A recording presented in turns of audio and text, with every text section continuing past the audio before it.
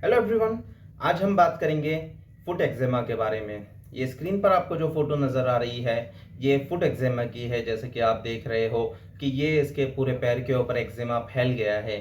Dryness काफ़ी ज़्यादा दिख रहा है, रफनेस पूरी तरीके से फैल गया है और आप जो देख रहे होगे कि इसके ऊपर एक मार्जिन नज़र आ रही है।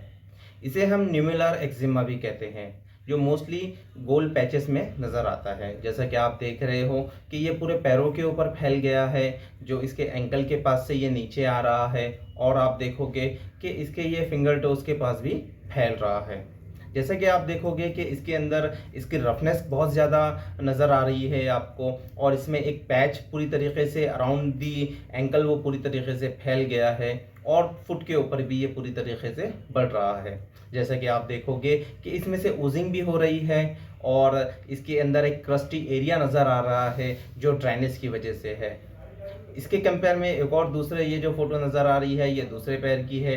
जैसा कि आप देख रहे हो कि ये एक्जेमा दूसरे पैर के ऊपर भी फैल गया है, रफनेस बहुत ज़्यादा नज़र आ रही है इसकी, और इसमें क्रस्टेड एरिया नज़र आ रहा है और कभी कभी पेशेंट इसमें ओजिंग की भी कंप्लेन करता है। तो ये कुछ और नहीं, फुट एक्जेमा है। जैसा कि आप देख रहे हो कि इसमें क्रस्टेड एरिया होने की वजह से बहुत ज़्यादा पेशेंट ईचिंग की कंप्लेन करता है। रफनेस बहुत ज़्यादा होने की वजह से ये रात रात भर ईचिंग इसको सताते रहती है और मेडिसिन लेने के बाद भी ये कम नहीं हो रहा है। जैसा कि आप देख रहे हो कि ये दोनों पैरों को फोटो एक साथ नज़र आ रही है, जिसमें क्रस्टेड एरिया भी रह रहा है, रफनेस बहुत ज़्यादा फैल गया है और उसमें ऊजिंग भी रह रही है। और पेशेंट इस कदर इसमें खुजलाहट महसूस कर रहा है कि ईचिंग की कांस्टेंट इसको अर्जिंग रहती है। जैसे कि आप देख रहे हो कि इसमें से माइल्ड ब्लीडिंग भी नज़र आ रही है और कभी कभी इसमें ऊजिंग भी होती है। तो ये था पहले के फोटोज़। आइए जानते हैं कि मेडिसिन लेने के बाद ये एक्जेमा किस तरीके से ठीक हुआ है। ये स्क्रीन पर आपको जो फोटो नज़र आ रही है ये मेडिसिन लेने के बाद की है। जैसे कि आप देख रहे हो कि ये स्किन पूरी तरीके से सॉफ्ट नज़र आ गई है, उसमें क्रस्टेड एरिया जो था वो पूरी तरीके से डिसअपियर हो गया है, उसमें से ओजिंग पूरी तरीके से ऑफ हो गई है, रफनेस जो था वो पूरी तरीके से डिसअपियर हो गया है और एक नॉर्मल स्किन टोन नज़र आ रहा है। जैसा कि आप देख रहे हो कि ये दूसरे पैर के ऊपर भी उसी तरीके से नज़र आ रहा है, रफनेस पूरी तरीके से डिसअपियर हो गया है और उसमें जो क्रस्टेड एरिया था तो वो भी पूरी तरीके से डिसअपियर हो गया है। जैसा कि आप देख रहे हो कि ये स्किन ठीक होने के लिए जब हो गई है तो पेशेंट की ईचिंग भी ऑटोमेटिकली ये कम हो रही है और इसमें पेशेंट ने लास्ट फॉलोअप में ये बताया था कि रफनेस पूरी तरीके से डिसअपियर हो गया है और इसके साथ साथ जो ईचिंग की कंप्लेन रह रही थी, जो उसका स्लीपलेसनेस था, तो वो भी पूरी तरीके से डिसअपियर हो गया है। और वो ऑब्वियसली मेडिसिन ने जिस तरीके से काम किया है तो जैसे ही एक्जिमा क्लियर अप हो जा रहा है तो ये ऑटोमेटिकली ये सिम्टम्स उसके पूरी तरीके से डिसअपियर हो गए हैं। इसमें एक और चीज़ मैं मेंशन करना चाहूँगा कि ये जो दूसरे साइड का पैर था तो वो भी पूरी तरीके से क्लियर अप हो गया है, रफनेस जो थी तो वो भी पूरी तरीके से डिसअपियर हो गई है और एक स्किन टोन जो नॉर्मल जैसी स्किन की रहती है उसके साथ ये मैच हो गया है। जैसा कि आप देख रहे होगे कि ये एकदम सॉफ्टनेस नज़र आ रही है इसके अंदर, जो रफनेस था वो पूरी तरीके से डिसअपियर हो गया है और एक नॉर्मल स्किन टोन के साथ ये मैच हो गया है।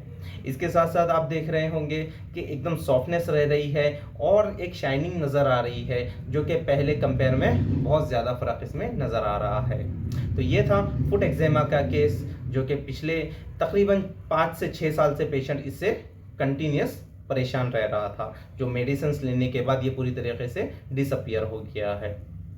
इसमें मैं आपको एक और चीज़ मेंशन करना चाहूँगा कि ये जो रफनेस रहता है तो ये कांस्टेंट आप स्क्रैच करते हो तो उसकी वजह से ये और बढ़ना शुरू हो जाता है। तो अगर आप एक्जेमा से या सोरियासिस से या कोई भी स्किन कंडीशन से अगर आप सफ़र कर रहे हो तो काइंडली मैं ये बताना चाहूँगा कि आप इसको जो ईचिंग रहती है तो आप कंटिन्यूस इसको स्क्रैच मत कीजिए, जिसकी वजह से आप स्क्रैचिंग के बाद ये बढ़ने जो लगता है तो वो इसमें कुछ कमी आएगी।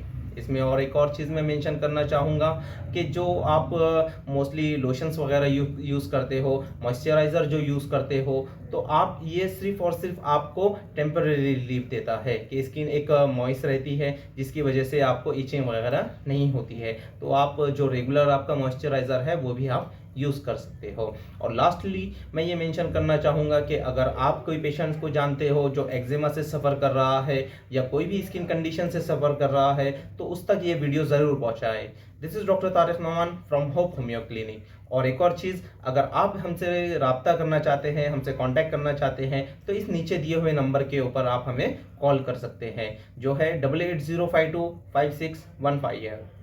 Thank you for watching.